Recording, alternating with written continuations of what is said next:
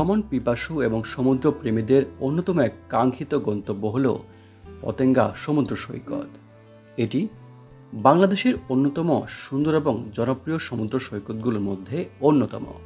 চট্টগ্রাম শহর থেকে মাত্র 14 কিলোমিটার দূরত্বে অবস্থিত এই সমুদ্র সৈকতে সহজে যাওয়া যায় বলে পর্যটকদের কাছে এটির জনপ্রিয়তা অনেক দিন ধরে। এছাড়া এই সৈকতকে আরও আকর্ষণীয় করে তোলার জন্য বেশ কিছু পরিকল্পনা বর্তমানে বাস্তবায়িত হচ্ছে। 5 কিলোমিটার দৈর্ঘ্যের পতেঙ্গা সৈকতকে আধুনিক এবং বিশ্বমানের পর্যটন কেন্দ্র হিসেবে গড়ে তোলার লক্ষ্যে কাজ চলছে।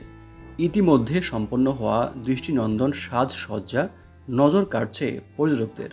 কর্ণফুলী নদী এবং সাগরের মোহনায় অবস্থিত পতেঙ্গায় সূর্যোদয় এবং সূর্যাস্তের দৃশ্য খুবই মনোরম। বিশেষ করে বিকেল, সূর্যাস্ত এবং সন্ধ্যার সময়টুকু অবশ্যই ভালো লাগবে। চট্টগ্রাম বন্দরের জন্য অপেক্ষমান সারি সারি ছোট বড় জাহাজ এখানের পরিবেশে এক ভিন্নতা নিয়ে আসে। পতেঙ্গায় রয়েছে স্পিড বোর্ডে চড়ে সমুদ্রে ঘুরে বেড়ানোর অপূর্ব সুযোগ। সমুদ্র তীরে ঘুরে বেড়ানোর জন্য রয়েছে সি বাইক এবং ঘোড়া। কেনাকাটার জন্য রয়েছে বারবিজ মার্কেট। সমুদ্রের পাড়ে বড় বড় পাথরের মধ্যে বসে এখানে নিরিবিলি সমুদ্রের সৌন্দর্য উপভোগ করা যায়। পতেঙ্গা বিচের কাছেই রয়েছে শাহ আমানত আন্তর্জাতিক বিমানবন্দর, বাংলাদেশ নৌবাহিনীর ঘাঁটি, চট্টগ্রাম বন্দরের অনেক জেটি এবং প্রজাপতি পার্ক। এত সব জায়গা পতেঙ্গার কাছাকাছি হয় আপনি চাইলে সেগুলো থেকেও ঘুরে আসতে পারেন। বন্ধু বান্ধব কিংবা পরিবার পরিজন নিয়ে সুন্দর সময় কাটানোর জন্য চট্টগ্রামের এই পতেঙ্গা সৈকত আসলেই সুন্দর এক স্থান। পতেঙ্গা যেতে চাইলে প্রথমে আপনাকে চট্টগ্রাম আসতে হবে।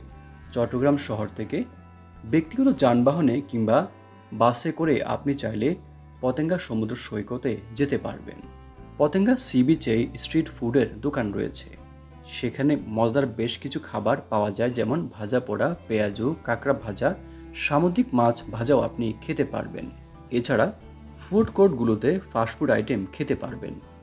তবে পতেঙ্গায় থাকার জন্য কোনো অপশন নেই, আপনাকে চট্টগ্রাম শহরেই কোথাও থাকতে হবে।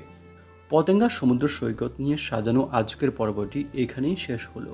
এই ধরনের ভিডিও আরও দেখার জন্য আমাদের এই চ্যানেলটি সাবস্ক্রাইব করার জন্য আপনাদের প্রতি বিশেষভাবে অনুরোধ করছি। আপনারা যেখানেই থাকবেন অনেক ভালো থাকবেন। ভিডিওটি দেখার জন্য ধন্যবাদ।